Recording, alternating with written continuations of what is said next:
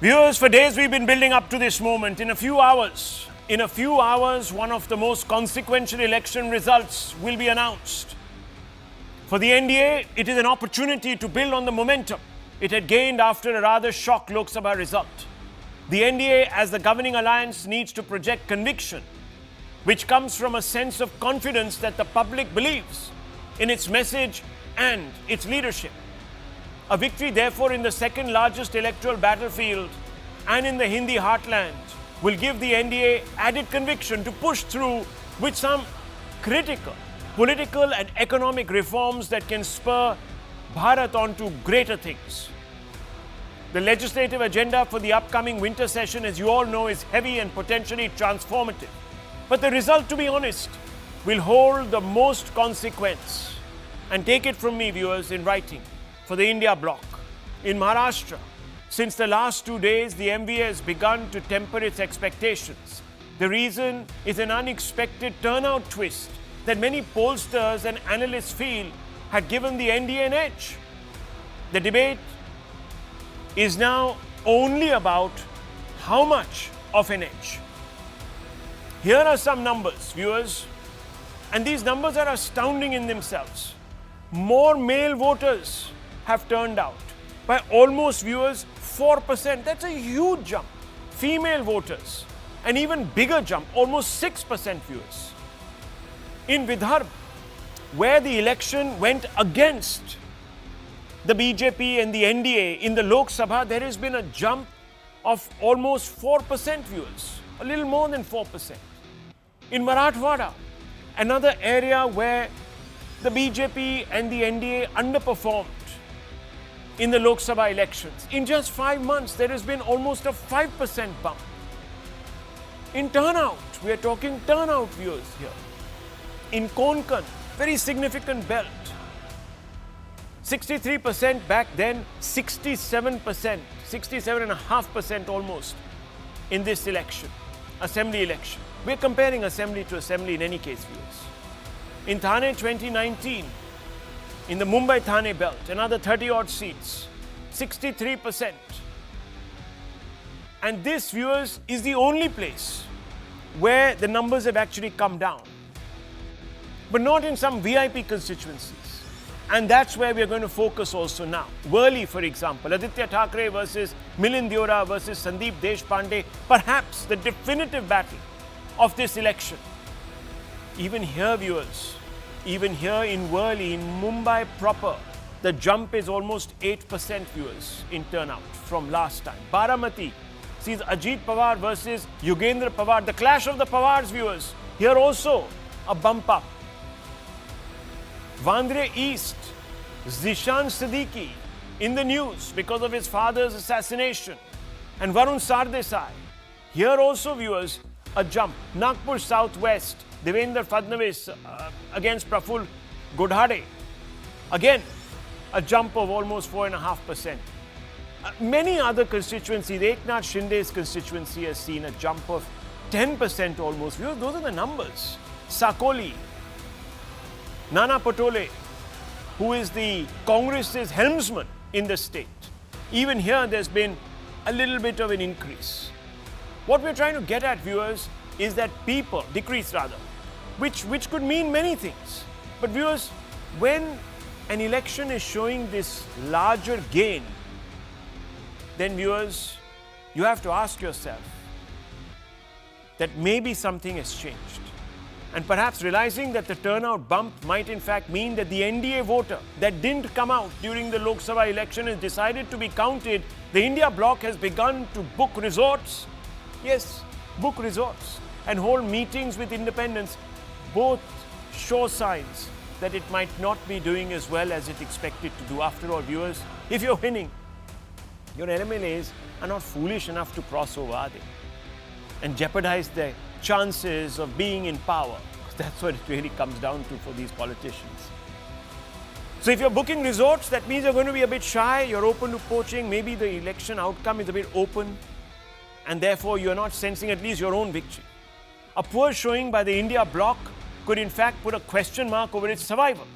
After all, this would be the fourth of 5 elections, beginning with the Lok Sabha, where it has failed to defeat the BJP, the NDA. Losses in Maharashtra and a poor showing in Jharkhand will raise some questions. And these are, viewers, and they're on your screens.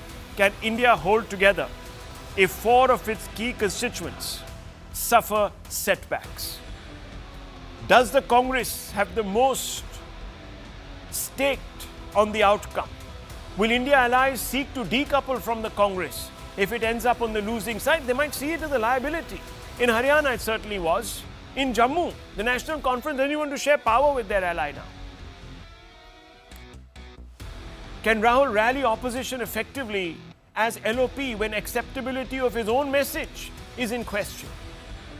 Will India concede that its constitution is in danger? Theme has been rejected if it fares poorly.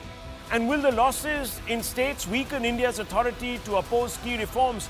These are the fundamental questions, viewers. Forget about all these petty, who's going to be chief minister. Let the others talk about that. You look at the bigger picture tonight, viewers. And because that's what will be discussed post-noon tomorrow. So let's open this up. Let's talk about the bigger picture. Is India's survival at stake, really? And I'll begin for the motion with Pradeep Bhandari, the BJP national spokesperson. He's going to say it's all going to be over for the India tomorrow. Am I right or am I wrong? Absolutely, you're right. And I'll tell you why, Rahul. I have a data sheet, and this is a very, very interesting data sheet. And this is the key to solve the elections tomorrow as you look at the bigger picture. For the first time in the history of Maharashtra election, the difference between female and the male voting is less than 2%. The women voting surge is the maximum it has happened since the 1962 elections. In the 1962, the difference between the two was 11%. Now it is only 1.63%. Imagining a hypothetical scenario, Rahul, that 2020-24 was our worst, as you rightly said. Even in that, we had a vote share of 26%, which means that we only need a 1.8% vote share jump, and we will be at a more than 100 seats. So I am absolutely confident that this surge is because of Latki Behna and Honorable Prime Minister's welfare initiative. Now look at our side, which is calm and composed, and tomorrow, look at them. If they lose tomorrow, 3 things will be clear. That A, Rahul Gandhi continues to be a political immature who only gets belief from certain Congress workers, the coterie of the Congress party, nobody else. Point number 2, Prime Minister Narendra Modi's magic is as intact as it was in 2014, and it is in fact stronger.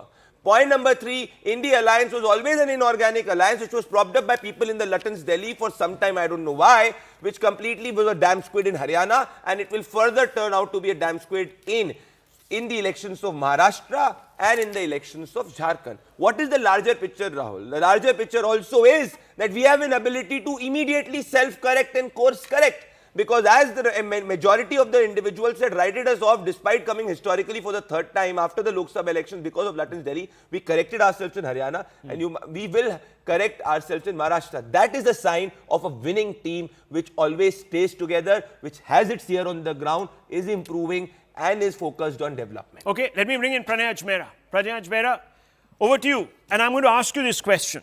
And this is an important one. It's an important one. And please think about it when you're responding. Will India alliance concede in case you end up tomorrow on the losing side?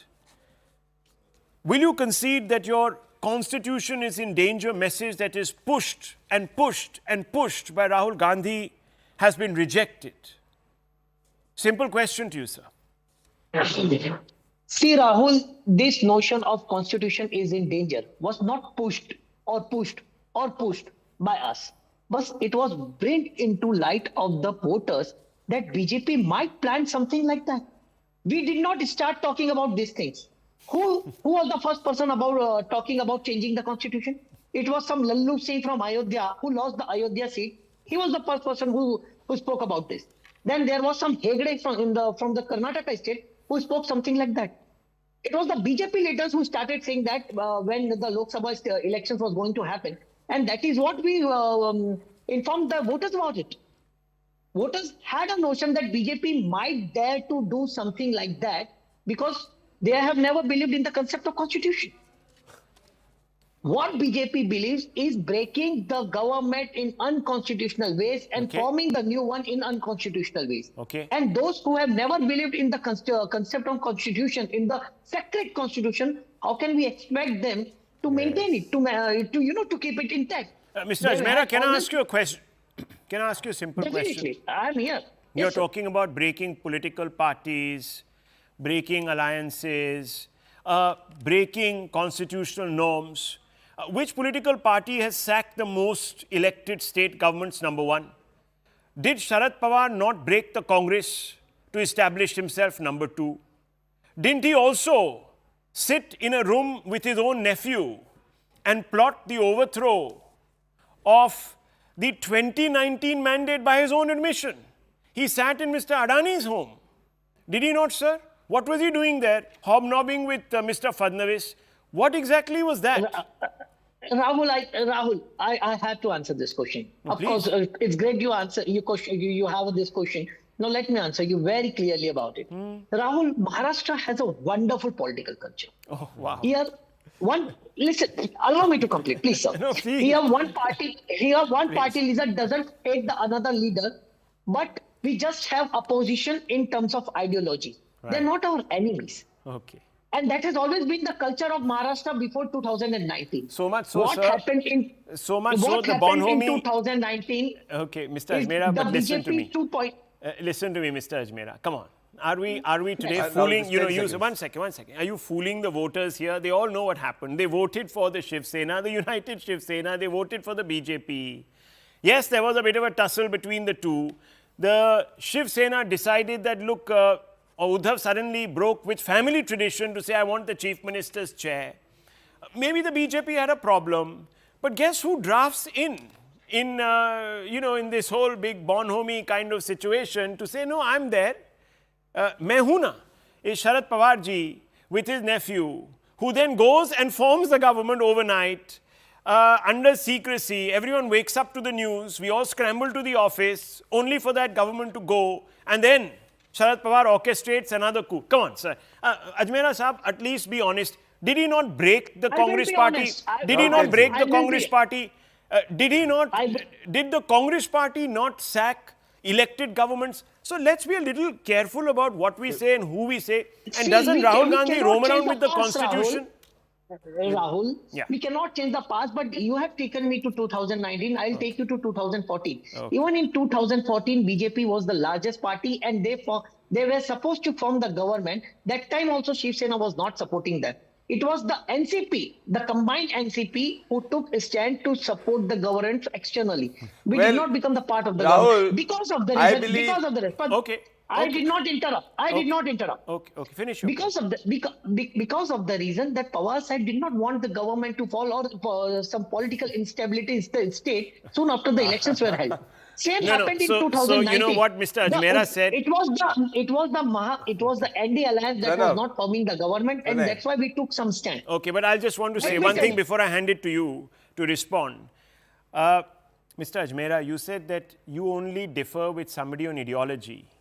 Why were you trying to support two political outfits that are as far removed ideologically from you as the left is from the right, as Marx is from Adam Smith? Anyhow, let's just leave it at that. There's no point constantly, you're actually I have a contradicting single yourself. But statement. okay. 20 seconds. I have a single statement to make, Rahul. Okay, I have a single statement statement, to and make. then Did Mr. BJP Bhandari will alliance with respond. Yeah. Did the BJP form an alliance with PDP in Jammu and Kashmir?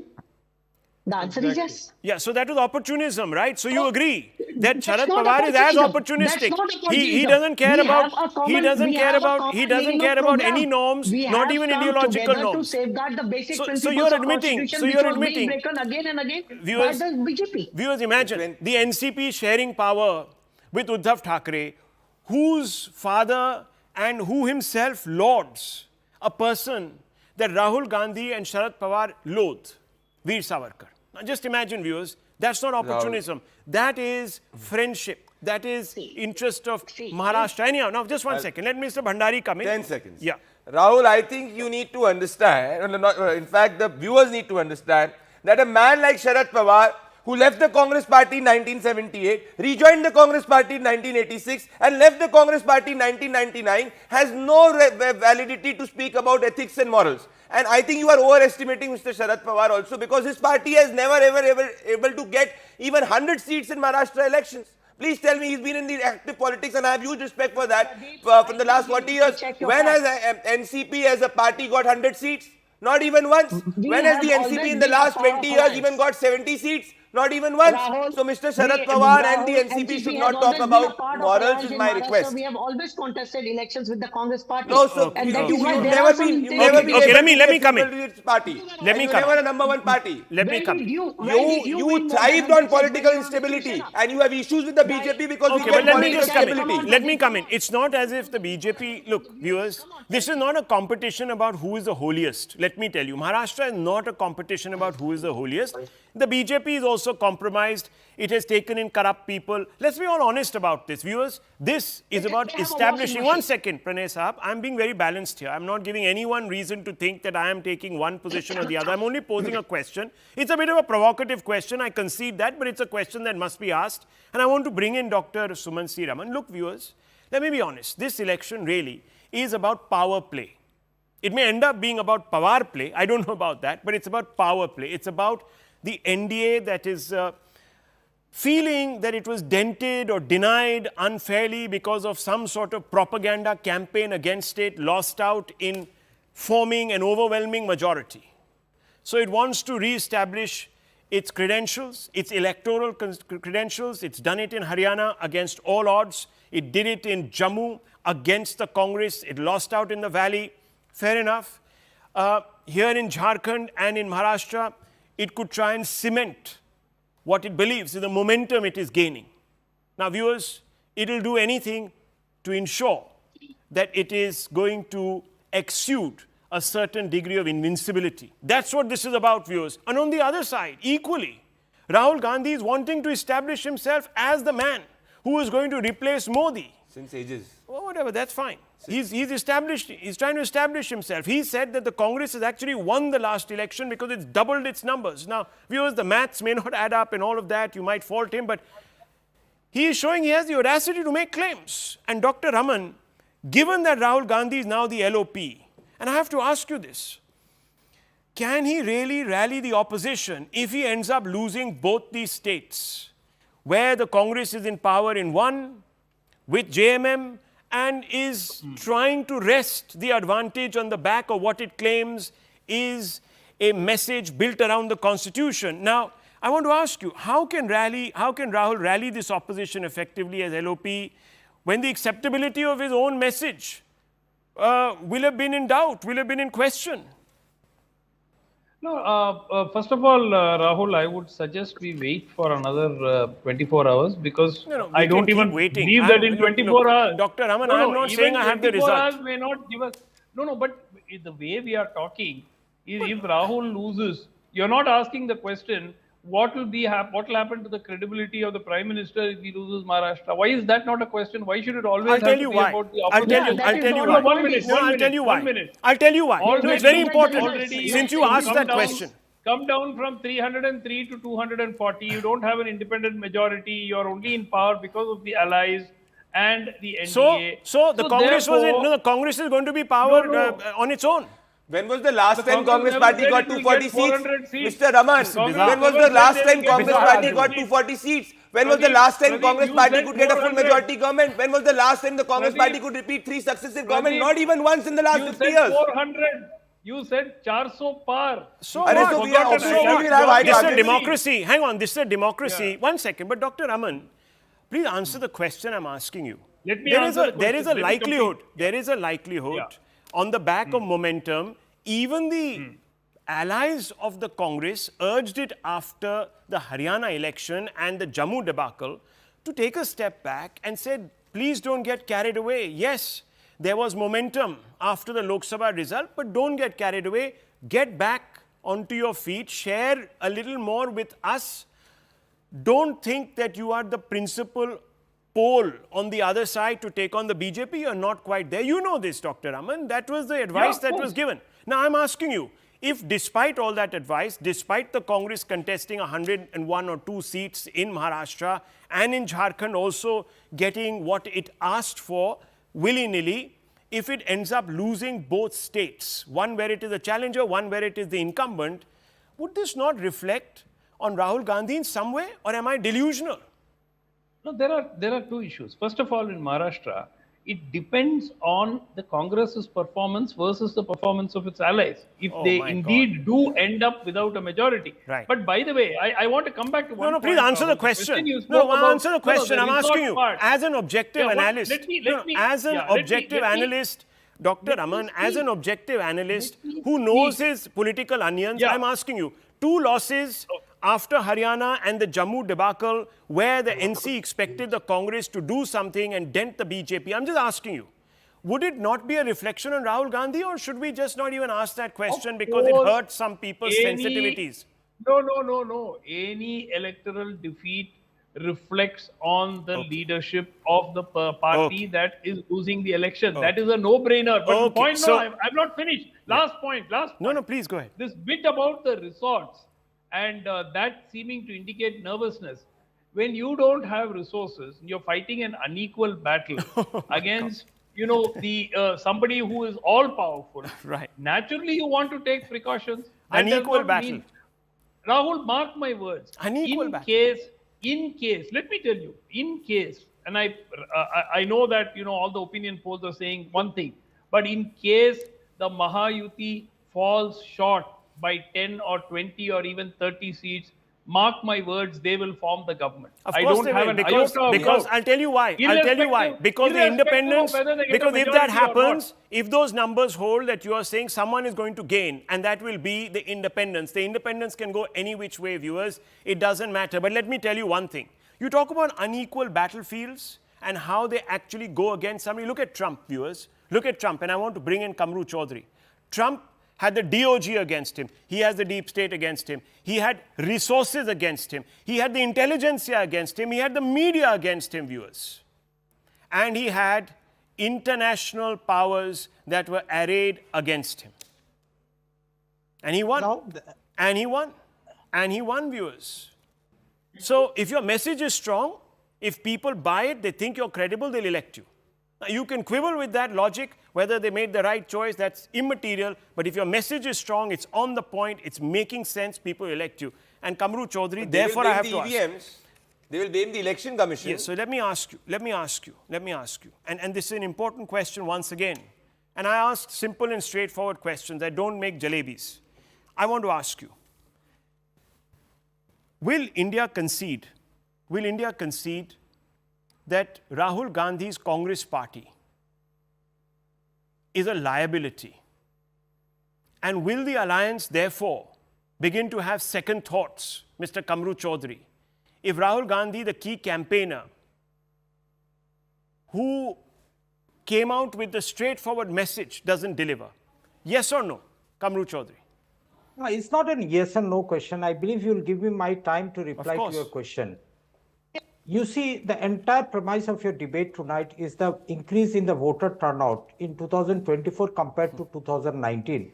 What happened in 2019, you must understand, it was a Monday, 21st October, and the Maharashtrians were on for a extended weekend holiday. Today, this election this time was on Wednesday, wherein every voter, every Maharashtrian tried to reach the voting. So it is preposterous and it is out of the question to say that the voter turnout will be benefiting the Mahayuti or it might benefit the Mahavikas Aghadi. First number point. Second point, when you say that the Trump also had all the odds stacked against him. Mahayuti had all the stacks against it in Maharashtra also. You are right in that. But what was common between both the two campaigning parties in USA and in Maharashtra was the fear factor. The fear factor has played such a big role in Maharashtra election this time. If the results go as per your prediction, that I am not counting or not countering or not challenging it. But the fact remains, there was an air of desperation in the Mahayuti at the last few months before the elections were declared. Otherwise, the party which says one nation, one election, why couldn't it hold the same election with Haryana, Maharashtra? There was a clear sign of desperation that the Ladki Behan scheme should take effect on the ground before we go in for the elections. Point number one. Point number two, there was a massive RSS communal mobilization on the ground and the radicalization by them that the Hindu is khatre mein hai. If you vote for the Maha Vikas Agadi, then they might bring in the Waqf Act. They might give in reservation to this thing. And one last point. Whoever propped up Mr. Numani out there, that was also a very big factor according to me. Because Numani was not the representative of the Muslim population in the country. He spoke out of his turn, gave out a list of some candidates that he supports, and the Mahayuti was successful in campaigning for themselves with that Numani statement. But I believe all these things has helped the Mahayuti in radicalizing the voters of the Maharashtra state. Again, last point. Last point. The most important thing out here is that the VBA, the factor of the VBA cannot be ruled out here. You see, the ideology that we are discussing, or my friend from Sharad faction that he is speaking out tonight, the VBA was supposed to be a descendant of Ambedkar out here. The same Ambedkarites who were speaking against the Bharatiya Janata Party and the Hindutva political parties in the country are now seemingly to be open to both the sides, either Mahayuti or the Mahavikas Agadi.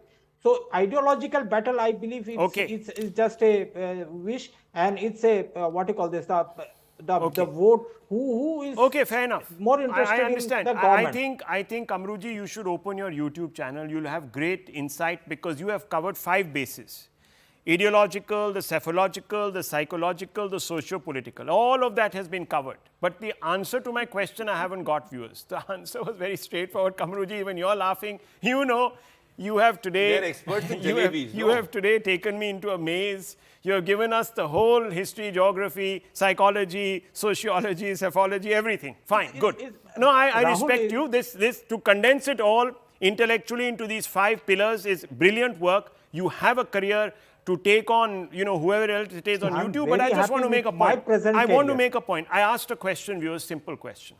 If the Congress doesn't deliver, if Rahul Gandhi doesn't deliver, how will the India Alliance members, his fellow travelers, co-travelers view him?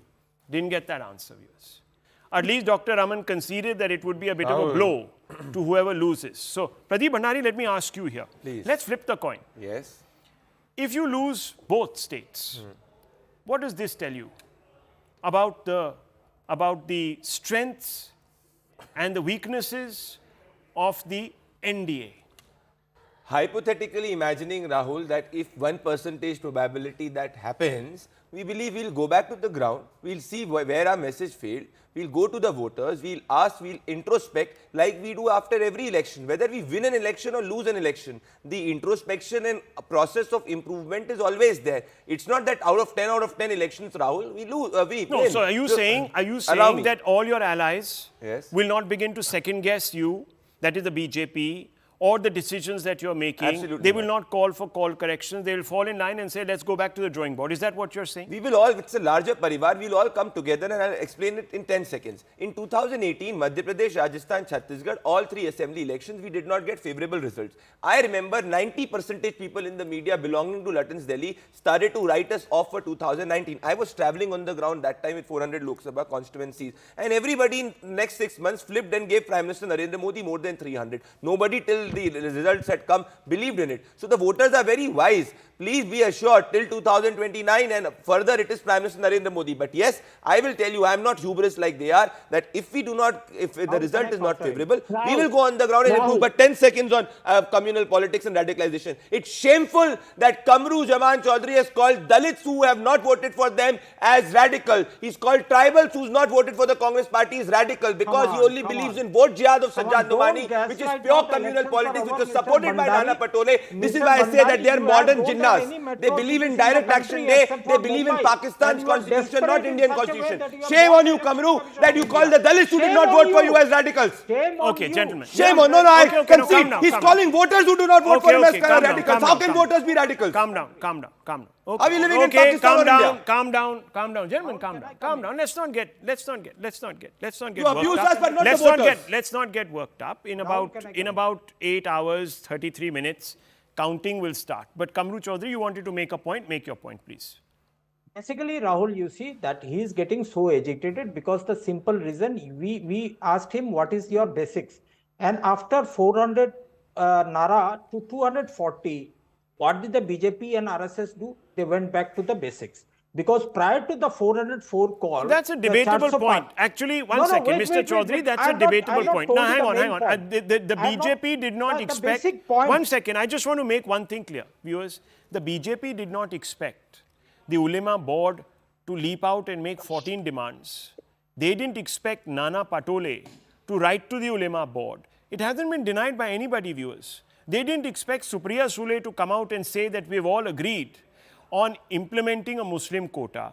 The BJP did not expect some of their brightest campaigners and candidates to go and seek the blessings of two hate mongers, not one, of two hate mongers, both clerics, both individuals. One of them has vowed to wage Ghazwa-e-Hind against India, and another individual, viewers, who represents very regressive practices and customs.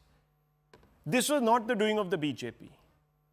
The BJP, in reaction, only said that, look, if these people are going to promise a Muslim quota, which actually is not welcomed by even the Supreme Court, it's struck down. Religious quotas have been struck down.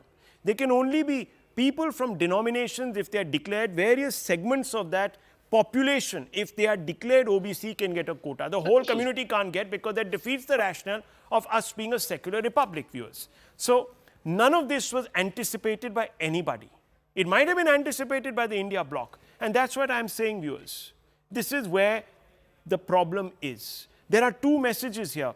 One that says, let's get together, let's defend India and Indians and their interests. And there's another message that somehow finds itself getting entangled with those that have a separatist outlook. And that's really what is up for election here. People can tell you everything else. There is development, it's electricity, it's tap water, it's, whatever, a scheme. But at the end of the day, this is about identities, caste and religion. And that's unfortunate or fortunate. I'm not going to stand in judgment, viewers, but that's what it's come down to. Let me very quickly, Mr. Ajmera, come back to you, and I have to ask you this. Do you believe, and I'm going to again post the question, can the India bloc hold together when 4 of its constituents suffer setbacks? And who am I talking about? I'm talking about the JMM, the NCP, the UBT, and the Congress, and perhaps even the SP. Can it hold together? Rahul, let me start my submission with a single statement. Yeah. Confidence is silent, insecurities are loud. And we all know who is extraordinarily loud here. Okay. Because one of my friends in the panel has cited an example of Rajasthan, Chhattisgarh, and Madhya Pradesh, where the BJP lost. But let me remind that a good friend of mine that in all the 3 states, the BJP was single-handedly contesting. There were no allies there in those particular states. This is the state where BJP is contesting with allies, and which is actually going to happen. But since it's yet to happen, let's use the word if.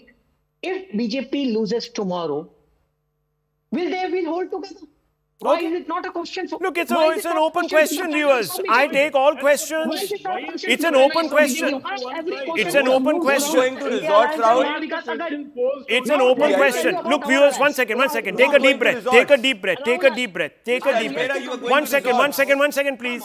Viewers, in 8 minutes, 29 seconds, we will have, in 8 hours, 29 seconds, we will have a result. At least the beginnings of it. But viewers, a large number of people are already forecasting a result. And let's move on. Let's move on in this debate. Let's move on.